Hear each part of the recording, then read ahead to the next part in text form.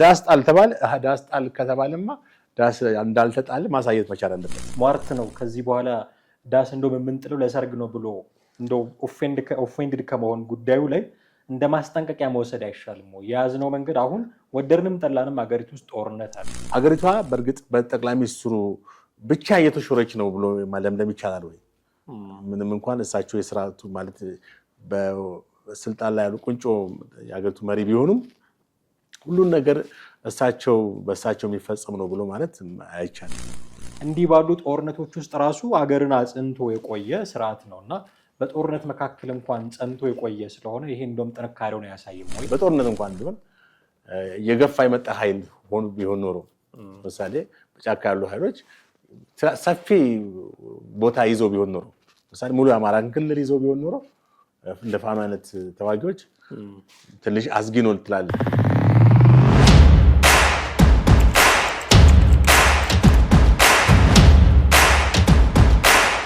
ሰላም ጤና ይስጥልን እንዴት አላችሁ ውድ ቤተሰቦቻችን ይህ ዘኢትዮጵያ የዩቲዩብ ቻናላችን ነው በወቅታዊ ፕሮግራማችን ጥላሁን አክሊሉና ማህደገፋ ወደ እናንተ ተመልሰን መጥተናል እስከ ፕሮግራማችን ፍጻሜ ድረስ አብራችሁን ትቆዩ ዘንድ ያክብሮት ግብዣችን ነው ከኛ ጋር ሆኖ ጥላ እንዴት አለው እግዚአብሔር ይመስገን ሰላም ነው እንዴት ነው አለን እንግዲህ የኢትዮጵያ ፖለቲካ ላይ የሚነሱ በጣም በርካታ ጉዳዮች አሉ እንደምታውቀው ዛሬ አንዱን አንስተን ለመወያየት እንሞክራለን በቅርብ ቀናት ውስጥ መንግስት ብዙ እድሜ የለውም የሚሉ ጥያቄዎች ከተለያዩ አካላት ይነሳሉ በተደጋጋሚ ጊዜ አቶ ልደቱ አያሌው በዚህ ጊዜ እንደዚህ በ40 ቀን እንጥለዋለን ይሉ ነበር አንድ ሐሙስ ነው የቀረው ገፍትሮ መጣል ብቻ ነው የቀረን ይሉ ነበር እነ ዘመነ ካሴ እና አሁን ኤግዛክት ቀኑን ማስቀመጥ የቸገራቸው ሰው ብቅ ብለው 2 ወርም ሊሆን ይችላል አንድ ሳምንትም ሊሆን ይችላል መቼም ሊሆን ይችላል ግን ቀኑ እየተቆጠረ ነው ያለው ብለው ኢንጂነር ይልቃል ጌትነት ባለፉት ሰሞናት እንዲህ ያለ ሐሳብ ሰጥተዋል ይህን አንስተን ብንወያይበት ጥሩ ነው ከሚል አንጻር ነው ምክንያቱም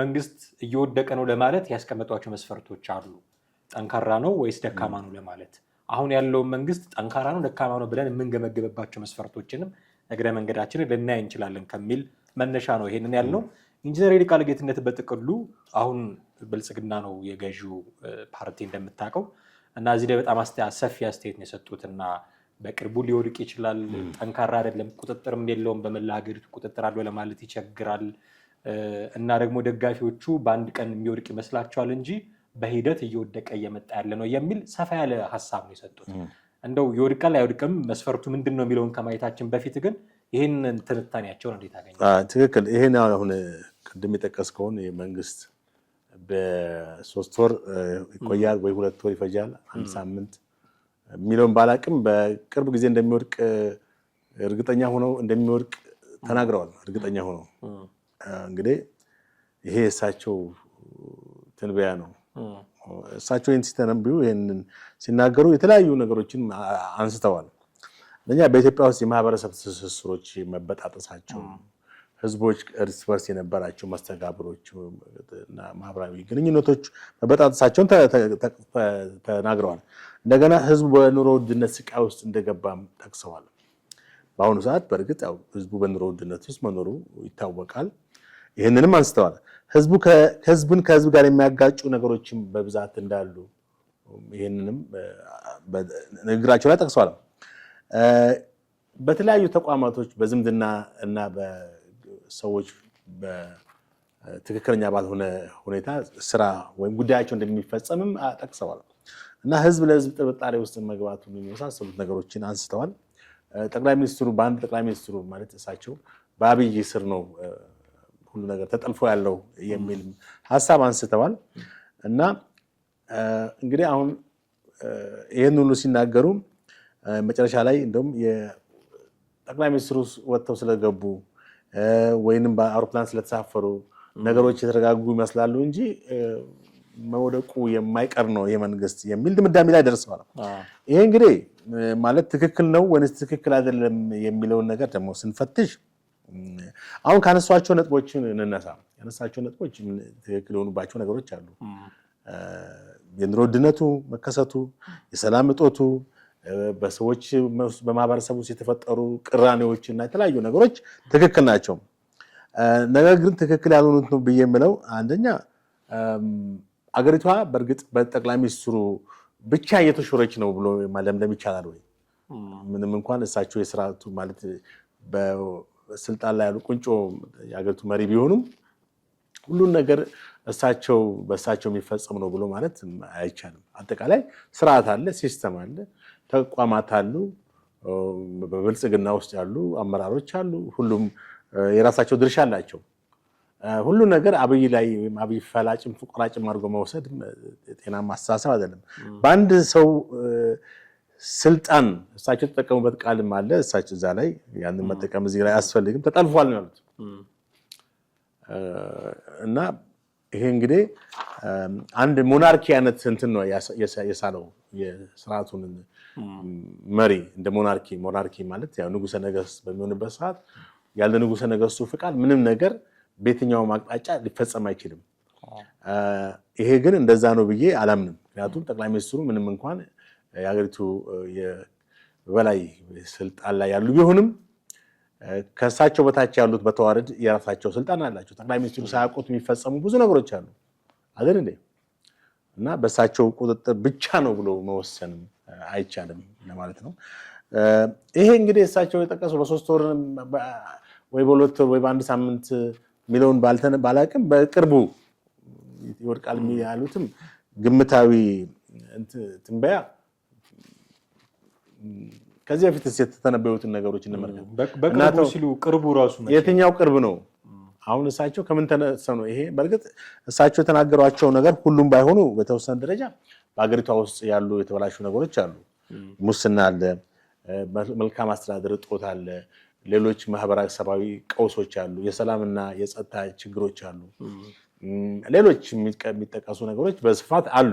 አሁን በስርዓት ውስጥ ይሄ ተብሎ 1 2 3 4 ተብሎ የሚጠቀሱ ፕሮብሌሞች አሉ። ነገር ግን ይሄ ስርዓት ይወድቃል ብሎ ማለት ደግሞ ሌላ ነገር ነው። ምክንያቱም ስርዓቱ ሊወድቅ የሚችልባቸው መንገዶች አንደኛ ምናልባት እንግዲህ በጦርነት እንኳን ቢሆን የገፋ የመጣ ኃይል ቢሆን ኖሮ ለምሳሌ በጫካ ያሉ ኃይሎች ሰፊ ቦታ ይዘው ቢሆን ኖሮ ለምሳሌ ሙሉ የአማራን ክልል ይዘው ቢሆን ኖሮ እንደ ፋኖ አይነት ተዋጊዎች ትንሽ አስጊ ነው ትላለህ። ልክ ወያኔ ለምሳሌ ዛሬ 3 ዓመት የመጣ ወደዚህ ደብረ ብርሃን አካባቢ ሲደርስ ስርዓቱ በቃ ሊወድቅ ነው ተብሎ ተፈርቶ ነበር። ብዙ ኤምባሲዎችም ብዙ የውጭ ሀገር ሰራተኞችም ከሀገር የመውጣት ሁኔታ ነበረ። ዓለም አቀፍ ሚዲያዎችም በቃ የኢትዮጵያ መንግስት ወይም የአብይ ስልጣን በቃ ሊገረሰስ ነው የሚል ድምዳሜ ላይ ደርሰው ነበር። ግን ያው እንዴት እንደተመለሰና ወደ መጣበት እንዴት እንደመለሰ የምናውቀው ጉዳይ ነው። አሁን በዛ ደረጃ ነው ወይ ገብቷል? በዛ ደረጃ የሚያሰጋው ሁኔታ ላይ ነው ወይ ያለው የሚለው ስትመለከት አይደለም። ምክንያቱም እነዚህ ችግሮች እንኳን ቢኖሩ አሁን የጠቀስናቸው ችግሮች ወይም ኢንጂነር ይልቃል ጌትነት የተናገራቸው ችግሮች እንኳን ቢኖሩም እንኳን ይሄ መንግስት በቅርቡ ይወድቃል ብለህ የምትነብየው አይደለም። ምክንያቱም የተረጋጉ ነገሮችም አሉ በአንጻራዊነት መጥቀስ እንችላለን። ለምሳሌ አዎ ምልህ ቅድም ያልኩት አንደኛ የጦርነቱ ሁኔታ ነው። አሁን ጦርነት እየተካሄደም ቢሆን ምልህ የተዋጊው ኃይል የያዛቸው ብዙ መሬቶች ብዙ ቦታዎች የሉም። ከዛ አንጻር እነሱ ግን በተቃራኒው ለምሳሌ ፋኖ አማራ ክልልን 90% ተቆጣጣሪ ያለው ነው። ያ ድሮም ጀምሮ የሚለው ነገር ነው። እንግዲህ አማራ ክልልን 90% ከተቆጣጠረ እኮ የአማራ ክልላዊ መስተዳደር የሚባል የለም ማለት እኮ ነው። መንግስቱ ፋኖ ነው ማለት ነው። መንግስቱ ፋኖ ነው ማለት ነው። ያን ደግሞ ያየን አይደለም። ከክልሉ የሚወጣ መረጃ እንደምንሰማው አሁንም በዛ ክልል ያለው የአማራ ክልል ብልጽግና እንዳለ ነው ያለው። ስለዚህ ያ ፕሮፓጋንዳ ነው ብዬ ነው የማስበው። እና ያ ልክ አይደለም የኢንጂነር ይልቃል ብዬ የምልበት ምክንያት የሲቪልም ሆነ ወታደራዊ አስተዳደሩ አቋም ምንም ለዛ ደረጃ አሁን ይወድቃል ወደምትልበት ደረጃ አለ። መከላከያም ሆነ የፖሊስ ሰራዊትም ሆነ ፌደራል ሆነ አሁንም ኖርማሊ ኦርጋናይዝ የሆነ ነው ስትራክቸሩ። ምንም የተንተነ ያለ ነገር የለም። ገብቷል። ለምሳሌ በደርግ ኢህአዴግ ደርግን እያሸነፈ በመጣበት ሰዓት ደርግ ኢነምበር ነበር እንትኑ ጀስ ጊዜው ዘመኑ ይወድቅ የተቃረበበት ብርትን ተነበያለ። ህዋት ራሷ በዚህ በዛሬ 3 ዓመት ሸዋሮቢት አካባቢ ስትደርስ አማራ ክልል እንዳለ ሰንጥቃ ከሰሜን ወሎ ጀምራ ኮምቦልቻን ደሴን ምናምን አልፋ መታ እዚህ ናጣየን ምናምን አካባቢ አልፎ ሸዋሮቢት ሲደርስ በቃ የኢትዮጵያ መንግስት ወይም የአብይ መንግስት አበቃለት ብሎ ተተንብዮ ነበር። ልክ እንደዛው አሁን እንደዛ አይነት ነገር ቢኖር ኖሮ ያንን መተንበይ ይቻል ነበር። አሁን እሳቸው እነዚህ ችግሮች ስላሉ ብቻ ይሄ መንግስት በ3 ወር በእርግጥ ቀኑን አልጠቀሱም፣ ግን በቅርቡ ነው ያሉት። በቅርቡ ያሉት እኮ ምናልባትም ከ3 ወርም በታች ሊሆን ይችላል። እሳቸው ከጠቀሱ አመታትም ግን ሊሆን ይችላል። አይ በቅርቡ ማለት አመታት ሊሆን አይችልም። ምንም በኤግዛክትሊ ነምበሩን አላስቀመጡም። 3 ወር 2 ወር ማለት በቃ በ6 ወር ውስጥ ባለው ጊዜ ውስጥ በለው እንዲህ እያሉ አመታት አለፋቸው እነዚህ ሰዎች። አሁን እንግዲህ እነሱ እንግዲህ በቅርብ ይወድቃል የሚለው ነገር ራሱ ከአእምሯቸው ጋር እንትን ብሏል መሰለኝ፣ ተዋህዷል። ኢሉዥን ወደ እንትን ገብቷል፣ ወደ ቅዠት ነገር ገብቶባቸዋል መሰለኝ። ምክንያቱም ይሄ ነገር አንዴ ይወድቃል ብለው ካልተሳካ፣ ሁለተኛ ይወድቃል ብለው ካልተሳካ፣ ለምሳሌ አቶ ልደቱ በ40 ቀን ይወድቃል ብሎ ነበር ከዚህ በፊት አልሆነም። እሺ ሌሎችም በውጭ ያሉ ተቋሞች የራሳቸውን ትንበያ ሰጥተዋል። አሁን ደግሞ ኢንጂነር ይልቃል በ3 ወር ይሁን በ2 ወር ይሁን ባላቅም በቅርብ ይወድቃል አሉ። በቃ ይሄ ማለት ምንድነው? በቅርብ ማለት ሪሰንትሊ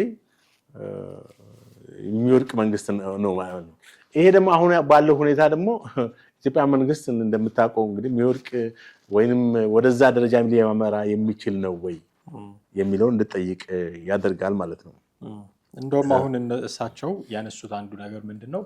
ጦርነት አለ ሀገሪቱ ውስጥ እና በጦርነት እየተዳከመም ጭምር ነው ከኑሮ ውድነቱ ከዓለም አቀፍ የነዳጅ ዋጋ መጨመር ጋር ተያይዞ ሀገር ውስጥ ያለውን ጦርነትም እንደ አንድ ምክንያት አንስተዋል። በተቃራኒው ግን እንደውም መንግስት ጠንካራ ነው ለማለት የሚያስችል ሁኔታ አይደለም ወይ? ምክንያቱም አማራ ክልል ውስጥም ኦሮሚያ ክልል ውስጥም እየተዋጋ ነው። ከዚህ በፊት ደግሞ ከዓመታት በፊት በፕሪቶሪያ ስምምነት እስኪቋጭ ድረስ ፉል ስኬል የሆነ ጦርነት ከቲፒኤልኤፍ ጋር ያደርግ ነበረ። እንዲህ ባሉ ጦርነቶች ውስጥ ራሱ አገርን አጽንቶ የቆየ ስርዓት ነው እና በጦርነት መካከል እንኳን ጸንቶ የቆየ ስለሆነ ይሄ እንደውም ጥንካሬውን አያሳይም ወይ የሚል ጥያቄ ደግሞ ማንሳት ያስፈልጋል። በሌላ መንገድ እሱን እኮ ነው ያልኩ፣ ቅድምም ያልኩ እሱን ነው።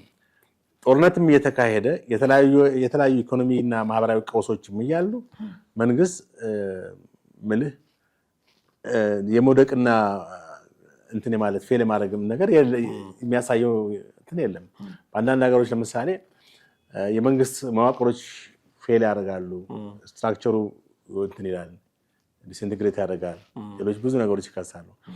ይሄ ግን እንኳን በዚህ በማዕከላዊ መንግስት በፌዴራል መንግስት ይቀርና በክልል ደረጃም ምንም ክፍተቶች የጎላ ክፍተት የምታይበት ሁኔታ የለም። የአማራ መንግስት ነገሮች ሁሉ ከቁጥጥር ውጭ ሆኗል ብሎ ሪፖርት ያደረገበት ጊዜ አለ ወይም ከአቅሜ በላይ ሆኗል ብሎ የለም።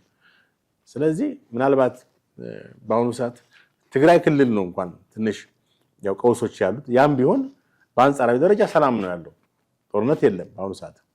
በእርግጥ በተቀናቃኝ ኃይሎች ማለት በደብረጽዮንና በጀነራል ታደሰ መካከል ትንሽ ራይቫለሪ ወይንም ቅራኔና ተቀናቃኝነት አለ አንዱ በሌላው። ቲፒኤልኤፍ የሚፈልገው የራሱ ሚሽን አለ አኮምፕሊሽ ማድረግ የሚፈልገው፣ እሳቸው በስልጣን ላይ ያሉት ታደሰ ወረደ ደግሞ የቲፒኤልኤፍን ዓላማና እንትን የማይቀበሉ ሰው ናቸው አሁን ባለው ሁኔታ። ስለዚህ ያ በዛም ደረጃ እንኳን ቲፒኤልኤፍ ትግራይ ክልል እንኳን በአንጻራዊነት ሰላም አለ፣ ከቁጥጥር ውጭ የሆነ ነገር የለም። አሁን አንድ ሀገር ፌል ያደርጋል ወይም ሊወድቅ ይችላል ብለህ የምትለው ከምን አንጻር ነው? ነገሮች ከቁጥጥር ውጭ በሚሆኑበት ሰዓት መንግስት ሁሉን ነገር መቆጣጠር ሲያቅተው ነው። ለምሳሌ በአገሪቷ ላይ ችግሮች እንኳን ቢኖሩ፣ አሁን ችግሮች አሉ። ለምሳሌ በተለያዩ በኦሮሚያም ክልል በአማራም ክልል አንዳንድ የጸጥታ ችግሮች ቢኖሩም እንኳን የመንግስትን አጠቃላይ አቋም እንዲዋዥቅ ያደረጉ አይደሉም። መንግስት አሁንም አቋሙ እንዳለ ነው። የራሱ የፖሊስ ኃይል አለው፣ የጸጥታ እንትና ተቋማቶች አሉ። ከቁጥጥራችን ውጭ ነው ብለው እንትን አላሉም። ገብቷል። እና ይሄ ትንበያ ዝም ብሎ ባዶ ነገር ነው፣ ዝም ብሎ ተራ እንትን ነው፣ ወይንም የህልም እንጀራ አይነት ነገር ነው። ስትነብይ አንድ ነገር ይሆናል ወይ የሚለውን ነገርም ፎርካስት ለማድረግ ሊሳካ የሚችልበትን ፕሮባቢሊቲ ማጤን የሚያስፈልጋል። ከዛ አንፃር እሳቸው የጠቀሱት ቅድም እንዳልነው የሉም እነዚህ ችግሮች ብለን አንችልም። ችግሮቹ አሉ፣ እሳቸው የጠቀሷቸው ችግሮች አሉ። ነገር ግን እነዚህ ችግሮች መኖራቸውን መንግስትን እንዲወድቅ ሊያደርጉ የሚችሉ አይደለም ነው ማለት ነው። ገብቷል። እነዚህ ችግሮችም እያሉ መንግስት ጀስት ይቀጥላል ብዬ አስባለሁ። ይቀጥላል ኖርማሊ። ሰሞኑን ማህበራዊ ሚዲያ ላይ በተለይ ያለው አንዱ ሙግት እሱ ነው። ኢትዮጵያ ሞታለች አልሞተችም። ያው ሞታለችን የሴንስ በነ ኢንጂነር ቃል አገላለጽ ፈርሳለች ወይ መንግስቱ እንኳን እንደዚህ ነው። ከቴዲ አፍሮ ዘፈን ጋርም ተያይዞ የሚነሳው እሱ ነው። ዳስጣል የሚለው አገር ሞታብኛለች እናልቅስ የሚለው ባልሞተች ኢትዮጵያ ላይ ነው የሚል ከፍተኛ መከራከሪያ የሚያቀርቡ ሰዎችም አሉ። ኢትዮጵያ አሁን ባለችበት ሁኔታ እሺ በነ ይልቃል ጌትነት አገላለጽ 6 ወር የሚሆኑ 3 ወር ትወድቃለች የሚለውን ፎርካስት እንዲህ ባለ መንገድ ምናልባት የተለየ አቅጣጫ ካየ ነው ሞታለች አልሞተችም የሚል ክርክር የሚገጥሙ ደግሞ ሰዎች አሉ። እንደምት የዚህ ሰሞን በጣም መነጋገር ያሱ ነው። አንዳንዶች መስመር አልፈው ከሚመለከታቸው ጉዳይ ከሃይማኖት ጉዳይ ኢቨን ወጥተው አልሞተችም ኢትዮጵያ ብለው ፖለቲካዊ ጉዳይ እስከማንሳት ትክክል። አሁን አነሳው የቴዲ ዘፈን ዋናው ዳስጣል የሚለው በጣም ብዙ መነጋገሪያ የነበረ በብዙ ሰዎች አስተያየት የተሰጠው በብዙ ፖለቲከኞች፣ ኢኮኖሚስቶች፣ አርቲስቶች ሁሉ አስተያየት ሰጡት ነው። የደገፉት አሉ በብዛት ደግሞ በዛው መጠን ደግሞ የተቃውሞ እንዳሉ ማወቅ ያስፈልጋል። በሁለት መንገድ ነው የምትመለከተው እና አንተ እንዳልከው አገር ሞታለች አገር ጠፍታለች በቃ ዳስ መጣል ነው። ዳስ መጣል ማለት ሀዘን ላይ ነን ነው። ዳስ ስትል በሆነ ሀዘን ውስጥ መሆንን የሚያሳይ። ከዚህ በተቃራኒ ደግሞ አገሪቷ ያደገች የበለጸገች በጣም በአፍሪካም በዓለም ላይ በጣም እንደውም ጠቅላይ ሚኒስትሩ ምንድነው ባለፈው በኢትዮጵያ ቴሌቪዥን ላይ ነው መሰለኝ ያው ቀርበው ከአፍሪካ 10 ማለት ቀዳሚ ኢኮኖሚ ካላቸው ሀገራት አንዷ ኢትዮጵያ ነች ዋነኝነት ብለው ጠቅሰዋል አይደለም። ኢትዮጵያ ኢኮኖሚ በጣም እያደገ እንደሚሄድ በሚቀጥለው 10 ዓመታት ኢትዮጵያ ኢኮኖሚ ከአፍሪካ ቀዳሚ እንደሚሆን ተናግረዋል። ይሄን ስትመለከተው እንግዲህ እዚህ ቴዲ አፍሮ ካወጣው ሙዚቃ በተቃራኒ ያለ ነገር ነው። አሁን በመንግስትም በሌሎች የመንግስት አቋም በሚደግፉም ሌሎች አንዳንድ ገለልተኛ በሆኑ ሰዎች የምንበለው የሚሰጥ አስተያየት አለ እና ሙታለችና አገሪቷ አድጋለች በሚለው ነገር ስንመለከተው ሙታለች በሚለው እኔ እውነት ለመናገር አልስማማም። አድጋለች የሚለውን እቀበላለሁ። አድጋለችም በምን አንጻር ነው? በኢኮኖሚ አድጋለች። አጠቃላይ መንግስት ገቢ፣ የመንግስት በጀት፣ የመንግስት ነገሮች ተቋማት ሁሉ አድገዋል። የሀገሪቱ አጠቃላይ አኑዋል እንትኗ ጂዲፒዋ ምናምን ሁሉ ጨምሯል። አሁን ነገር ግን ከፕሮፖርሽናል ያለው ነው ከሰው እድገት ጋር ፐር ካፒታል ኢንካም የሚባለው የሰው ነፍስ ወከፍ ገቢ ምን ያክል አድጓል፣ ሰውስ በኑሮስ ምን ያክል ለውጥ አሳይቷል፣ አጠቃላይ ሁማን ዲቨሎፕመንት ውስጥ እስከምን ድረስ ነው። አየህ አሁን ብዙ ልማቶች አይተናል። ኮሪደር ልማት አይተናል። የተለያዩ የአረንጓዴ ልማቶች እና ፓርኮች ብዙ ነገር እንግዲህ ከተማ ውስጥ በጣም የሚያማምሩ ነገሮች አይተናል። በዚህ ደረጃ ህዝብም አድጓል ወይ? አሁን ከትራንስፖርት ጀምሮ ከመሰረታዊ እንደ ምግብ፣ ቤት ኪራይ የመሳሰሉ ነገሮች ሰዎች ሁሉ ጊዜ ቅሬታና ስሞታ ሮሮ ሲያሰሙ ነው የምትመለከተው። እነዚህ አይነት ነገሮች ካሉ ሪላቲቭ ነው። አሁን እኮ እድገት ሁለቱን ማከለ መሆን አለበት።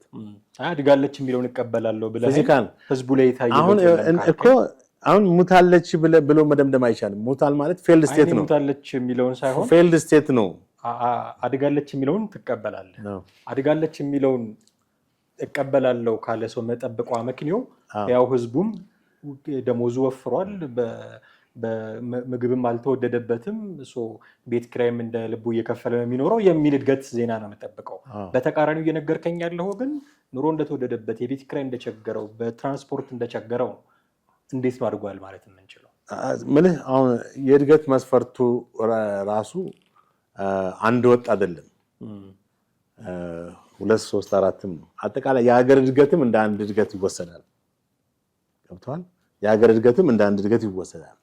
ሁለተኛ የህዝብ እድገትም እንደ አንድ እድገት ይወሰዳል። ሁለቱ ሲደመሩ የበለጠ እድገቶች እንትን ይላሉ። ግን ይሄ አንዱ ሳይሆን አንዱም ከሆነም እድገት ተብሎ ይገለጻል። ለምሳሌ አጠቃላይ የሀገር ውስጥ ምርት እድገት ወይም ጂዲፒ ግሮስ ዶሜስቲክ ፕሮዳክት ማደጉ ራሱ እንደ አንድ እድገት ይቆጠራል። እድገት ነው። መንግስት ገቢው ሲያድግ፣ አጠቃላይ ሀገር ምርቶች ሲያድጉ፣ ኤክስፖርት ሲያድግ፣ ሌሎች ነገሮች ሲያድጉ እንደ እድገት ይቆጠራል። ፕላስ ግን የሂውማን ዲቨሎፕመንት የሰው እድገትም ደግሞ እንደ እድገት ነው የሚቆጠረው። አሁን ግን በኢትዮጵያ ደረጃ በሚፈለገው ማለት በደረጃ አላደገም፣ ፕሮፖርሽናል አልሆነም። አጠቃላይ ከመንግስት ወይም ከጂዲፒ እድገት ጋር የህዝብ እድገት አልመጣም። ይሄ ትክክል ነው። ይሄ ቢሆንም ግን አገሪቷ ወድቃለች የሚያስብል አይደለም። አሁን ዳስጣል የሚለውን ስንመለከት ያው ቴዲ አፍሮ እንግዲህ እንደሚታወቀው ፖፑላር ዘፋኝ ነው፣ ትልቅ ዘፋኝ ነው። በፍቅር ብቻ ሳይሆን በማህበራዊ ጉዳዮች፣ በአንድነት፣ በአብሮነት፣ በተለያዩ በአገር ጉዳይ በጣም ሰፊ የሆኑ እንትን ማለት ጥበብ አለው፣ የተለየ ጥበብ አለው፣ ችሎታ አለው እና ሙዚቃዎቹ ደስ ይላሉ ሲደመጡ። ግን አሁን ይሄ በጣም አወዛጋቢ የሆነ ነገር ይሄ ነው ብለህ የምትፈርደው ነገር ወይም ያ ነው ብለህ የምትፈርደው ነገር እንትን ነው። ሞታለችም ብለህ ከባድ ነው። ሞታለች አትልም። አሁን ሀገር አለች። ሞታለች የሚባሉት ሀገሮች አሉ እኮ። ለምሳሌ ወደቁ ሀገሮች የሚባሉት እንደ የመንን ውሰደው። አሁን የመን በጣም ብዙ ነገሮች ፈራርሰዋል። ከዚህ ከአረብ ስፕሪንግ አብዮት የሚባል 2011 በፈረንጆች ከዛ በኋላ እንደነ የመን ብቻም ሳይሆን እንደነ ሶሪያ እንደነ ሊቢያ አይነት ፈራረሱ። በመሐመድ ጋዳፊ ጊዜ የነበረው ሶሪያን ማለት ነው ሊቢያና አሁን አንድ አይደለም። ከመሐመድ ጋዳፊ በኋላ የአሸባሪዎችና የጽንፈኛ ኢስላሚክ ቴሮሪስቶች መናኸሪያ ማዕከል ነበር የሆነው። የመንም ብትሆን ዛሬ በብዙ ቀውስ ውስጥ ያለች ሀገር ነች። ገብተዋል። በሁለት የተለያዩ አንጃዎች የምትመራ እንትን ነች። እንደ ሶማሌ ብትወስደው ብዙ ጦርነት ያለባቸው ያልተረጋጉ እና በጣም ክራይሲስ ያሉባቸው ሀገሮች መጥቀስ ይቻላል። ገብተዋል። እና እነዚህ ሀገሮች ፌልድ ስቴት የሚባሉ ናቸው። የወደቁ መንግስታት ይባላል። ገባ? የወደቀ መንግስት ሲባል ማለት ኮምፕሊትሊ በሀገሪቷ ሰላምና ጸጥታ ማስፈን ያልቻለ፣ ኮምፕሊትሊ ኢኮኖሚን ማረጋጋት ያልቻለ፣ የህዝቡ ኑሮ ምናምን ሌሎች በቃ ነገሮች ሁሉ ከቁጥጥር ውጭ የሆኑበት ሁኔታ ሲሆን፣ ሙስናው፣ ዝርፊያው በቃ ጠቅላላ የተስፋፋ ሲሆን ፌልድ ስቴት ይሆናል። የዛኔ ዳስጣል እንላለን። አዎ፣ ግን እንደዚህ አልሞተችም። እንደ የመንም እንደ አዎ እኮ አሁን ሪያሊቲውን ነው የምትወስደው። ገብቶኛል። ኢትዮጵያ ውስጥ ችግር ሞልቷል። ገብቶኛል። 100,000 እረዳሃለሁ፣ ያልከውን እረዳሃለሁ። ግን እንደ የመን እስክትሆን ከመጠበቅ እንደ ማንቂያ ደወል መውሰድ አይቻልም። እንደ ማስጠንቀቂያ አይ ይሄ ሟርት ነው ከዚህ በኋላ ዳስ እንደው የምንጥለው ለሰርግ ነው ብሎ እንደው ኦፌንድድ ከመሆን ጉዳዩ ላይ እንደ ማስጠንቀቂያ መውሰድ አይሻልም ወይ? የያዝነው መንገድ አሁን ወደድንም ጠላንም ሀገሪቱ ውስጥ ጦርነት አለ። ይሄ ጦርነት ለሚቀጥሉት እንደ ሌሎቹ ሀገራት 10 ዓመት ምናምን የሚቀጥል ከሆነ ኢኮኖሚያችንን እየበላ መሄዱ የሚቀር ጉዳይ አይደለም። ስለዚህ የያዝነው መንገድ ምናልባት እዛ የሚያደርሰን ነው የሚል ማስጠንቀቂያ የማንቂያ ደውል አድርጎ መውሰዱ አይጠቅምም ወይ ብዬ። እንግዲህ ትክክል ነው አሁን ያልከው፣ የማንቂያ ደውል ሊሆን ይችላል። በዚህም ኃላፊነቱን በአንደኝነት ሊወስድ የሚችለው ወይም የአንበሳው ድርሻ መንግስት ነው። መንግስት ፎርካስት ማድረግ አለበት። ፎርካስት የሚያደርገው ቤዝዶን ቱዴይ ነው፣ ቤዝዶን ኤስተርዴይ ነው፣ ቤዝዶን ሌሎች ሀገራት ውስጥ የተከሰቱ ነገሮችን በማየት ነው። በጎረቤትም ሀገር አሁን በሱዳን ውስጥ ያለውን ሁኔታ የምናውቀው ጉዳይ ነው። በጦርነት ውስጥ ያለችው ሶማሌም በእርግጥ ያው የአልሻባብ እንቅስቃሴ ለጊዜው ጋብ ያለ ቢመስልም ሙሉ ለሙሉ ጠፍቷል ማለት አትችልም።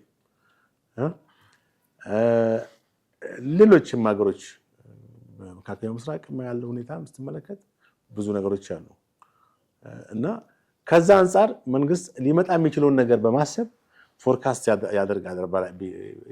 በእርግጥ በኢኮኖሚ ፎርካስት ያደርጋል፣ በፖለቲካ ፎርካስት ያደርጋል። ማለትም ፖሊሲዎችን ያስቀምጣል፣ ፕላን ያደርጋል። የተለያዩ ነገሮችን እንትን ማስፈጸም የሚያወጣቸው እቅዶችና ፖሊሲዎች አሉ። ስለዚህ አሁን የማንቂያ ደወሉን ማለት እንደ ማንቂያ ደወል ነው ትክክል አገር እንዳትሞት አገር እንዳትጠፋ እንዳትፈርስ መንግስት የሚሰራቸው ትልቅ የቤት ስራዎች አሉ። ከነዚህም ውስጥ አንዱ ሁልጊዜ መንግስት ራሱን ለማዳን ብቻ መሆን የለበትም። ኢህአዴግ አሁን ምንድነው ራሱን ሰርቫይቭ ለማድረግ ነበር ነገሮች ከ97 ላይ ስትመለከቱ አገሪቷ በተቃውሞ ስትናጥ ከምርጫ ጋር በተያያዘ ራሱን ሰርቫይቭ ለማድረግ ነው እንጂ አገር ትፈርሳለች ብሎ አይደለም። ከዛ በኋላ ያው ተቃዋሚዎችን ማሰሩና ራሱን ሰርቫይቭ ማድረጉን የምናውቀው ነው። አሁን እንደዛ መሆን የለበትም። የብልጽግና መንግስት የሚመጣውን ነገር ዲፌንድ ሲያደርግ ራሱን ለማዳን መሆን የለበትም። የመንግስቱን እንትን ለማስቀጠል ብቻ መሆን የለበትም። አገሪቷን እንዳትፈርስ አገሪቷን እንደተባለው አሁን ፈርሳለች ምናምን ብላለች ሞታለች የሚባለው ነገር እውን ሆኖ ደግሞ እንዳናይ መስራት አለበት። ያንን ፕሪቨንት ለማድረግ ነው። አሁን እንደውም የማንቂያ ደወል ነው። ዳስ ጣል ተባለ። ዳስ ጣል ከተባለማ ዳስ እንዳልተጣለ ማሳየት መቻል አለበት አይደል እንዴ? ይሄ እንግዲህ ትልቅ የማንቂያ ደወል ራሱ ይሄ ቴዲ አፍሮ የዘፈነው ዘፈን ነው። ብዙ ሰው መቀባበሉ ጉዳዩን ብዙ ሰው ማየቱ አንደርስታንዲንጉ ብዙ ሰው ጋር እንዳለ ስለሚያስገነዝብ አሁን እንግዲህ የምታይበት መነጽር ነው እይታ ነው።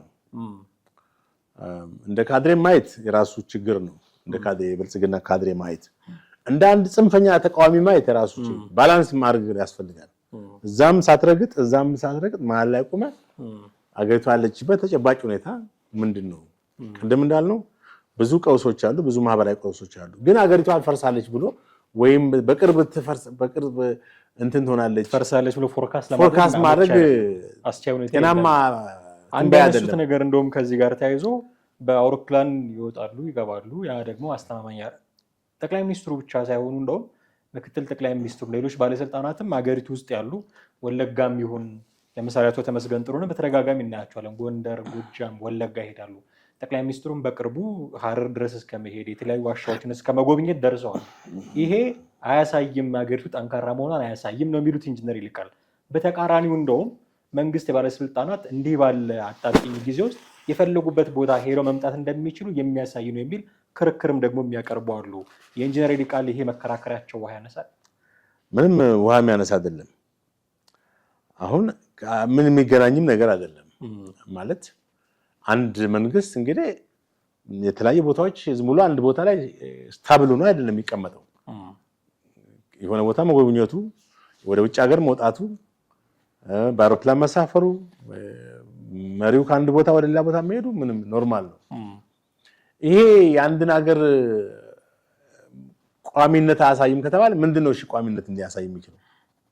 እስቲ ለኢንጂነር ይልቃል የምንጠይቀው እኛ ማለት ነው። ይሄ ቋሚነት የማያሳይ ከሆነ ምንድነው የሱ መስፈርት ማለት ነው? አሁን በቃ በዚህ ተበሩሯል እያለ ነው። ብዙ ነገሮች ተበሩሯል ሊወድቅ ነው የሚል ነው የሱ መላምት። ይሄ ግን ቅድም እንዳልነው የሚያስኬድ አይደለም። የምተነበየው ነገር ተጨባጭ የሆነ ሪያሊቲ የሆነ ነገር ይዘህ ነው፣ ፋክትን ይዘህ ነው ፎርካስት ስታደርግ እና ጠቅላይ ሚኒስትሩ ሆኑ ሌሎች ሚኒስትሮች እንቅስቃሴ ማድረጋቸው እንግዲህ ምን ጤናማ ነው ማለት ትክክለኛ ነገር ነው። የነሱ እንቅስቃሴ ማድረግ አገሪቷን እንደማት ወይም ይሄ መንግስት እንደማይፈርስ አያሳይም ብሎ ካለ ምንድነው ማድረግ የነበረባቸው የሚለውን ደግሞ ቢያብራራልን በዛው ጥሩ ነበረ። እንደውም በተቃራኒው አገሪቱ ላይ ቁጥጥር እንዳለው ማሳያ ነው የሚሆነው። ታዲያ የፈለገው ቦታ ደርሶ መምጣት አገሪቷ ላይ ሰላም እንደውም እሱ የተናገረውን በተቃራኒ እናስቀምጥ ከተባለ ይሄው ጠቅላይ ሚኒስትሩ ከቦታ ቦታ መንቀሳቀስ አልቻሉም ቢል ኖሮ አንድ ማሳያ ይሆናል። አሁን እኮ የተነሳበት ፕሮሚስስ ይሄ ሎጂክ እና ኮንክሉዥኑ የሚገጥም አይደለም። ጠቅላይ ሚኒስትሩ መንቀሳቀሳቸው አገሪቷ ወይ መንግስት ስታብል እንደሆነ የሚያሳይ አይደለም፣ አንስታብል ነው ያለው አይደል? therefore በኒር ፊውቸር የመንግስት ይወድቃል ብሎ አስቀመጠ። ጠቅላይ ሚኒስትሩ መንቀሳቀሳቸው ከቦታ ቦታ በአውሮፕላንም በምንም መሄዳቸው ከክልሎችን መጎብኘታቸው የተለያየ እንትኖችን የስራ እንቅስቃሴ ማድረጋቸው ስታብል መንግስት እንዳልሆነ ካላሳየ ምንድነው ስታብል መንግስት የሚያሳየው? ይሄው እሳቸው ከቦታ ቦታ መንቀሳቀስ አልቻሉም፣ የቁም እስረኛ ሆነዋል አይነት ብሎ ቢሆን ኖሮ ትክክል ነው። በቃ የሆነ ነገር አለው እየተንቀሳቀሱ ነው ግን አያሳይም ማለት እንዴ አያስኬድም። እሱን አይታችሁ ሀገር ያለች እንዳይመስላችሁ ነው መንቀሳቀስ ሮንግ መላምት ነው። አንዳንዴ ነው የሚገባኝ ሮንግ ኮንክሉዥን ነው። እነሱ የሚፈልጉት ነገር ካልተደረገ በቃ እየፈረሰ ነው ሀገር የሚል አንደርስታንዲንግ ያ ነው። አሁን እኮ በጣም የሚያሳዝን መቃወም እኛ ተቃዋሚነት ኖርማል ነው። በሎጂክ ደረጃ ጤናማ ብዙ የምትቃወምባቸው መስፈርቶች አሉ። በጣም ሰፊ ነው። ለምሳሌ ይሄ መንግስት ልትቃወም የምትችልባቸው ነጥቦች በጣም ብዙ ናቸው። እነዛን ነጥቦች አንስተህ መሞገት ትችላለህ። ከዛ ውጭ ግን ይሄ መንግስት እንደዚህ ነው ለምሰጠው ትንበያ ሁልጊዜ ውሃ የሚቋጥርም አይደለም፣ ትክክለኛም አይደለም። የምትተነብየው ትንበያም ኮንክሉዥን ሮንግ ነው የሚሆነው። አሁን እሺ እሳቸው እንዳሉ 2 ሳምንት 3 ሳምንት ወር 3 ወር ደርሶ 4ኛው ወር መንግስት እንግዲህ እንዳለ ቢቀጥል እንደገና ሌላ ትንበያ ሊሰጡ ነው። ሌላ 6 ወር ይቀጥራል። ሌላ አዲስ ትንበያ ሊሰጡ ነው። ኢንጂነር ይልቃል በጣም ስህተት ነው። እና መንግስት የማይንቀሳቀስ ቢሆን በቤተ መንግስት የታጠረ ቢሆን ኖሮ ከቦታ ወደ ቦታ መንቀሳቀስ የማይችሉት ጠቅላይ ሚኒስትሩ ቢሆን ኖሮ በቃ ትንበያው ሞስት ፕሮባቢሊቲ አለው ጀስት ኢት ዊል ሃፕን ሊሆን ይችላል ኢንጂነር ይልቃል ያለው ብለህ ትላለህ። ይሄው እየተንቀሳቀሱ አገር ሰላም ባለበት ሁኔታ አገር ሰላም ስልህ አሁን አንዳንድ ሰዎች ደግሞ እንዴት ሰላም ትላለህ እንዳይሉ በአንጻራዊነት አዲስ አበባ ሰላም ነው። ሰላም ያሉ ክልሎችም አሉ፣ ያው ግጭቶች አሉት በአማራ ክልል እና በአንዳንድ ኦሮሚያ ቦታዎች ነው እንጂ በመላ ሀገሪቱ ላይ ግጭቶች የሉም። ስለዚህ የኢንጂነር ይልቃል ትንበያ የሚሰራ ትንበያ አይመስለኝም። በጣም ጥሩ ጥሌ፣ እጅግ አድርጌ አመሰግናለሁ። ውድ ቤተሰቦቻችን እናንተ ምን ትላላችሁ? በዚህ ላይ ያላችሁን አስተያየት ብናውቅ ደስ ይለናል። በተለመደው መንገድ ልታጋሩን ትችላላችሁ። የኛ ፕሮግራማችንን ግን እዚህ ላይ እናበቃለን። ጥላሁን አክሊሉና አማሃ ደግፋ ነበርን። በሚቀጥለው ጊዜ በሌላ ርዕሰ ጉዳይ እንጠብቃችኋለን። የዛሬውን አበቃን። ጤና ይስጥልን።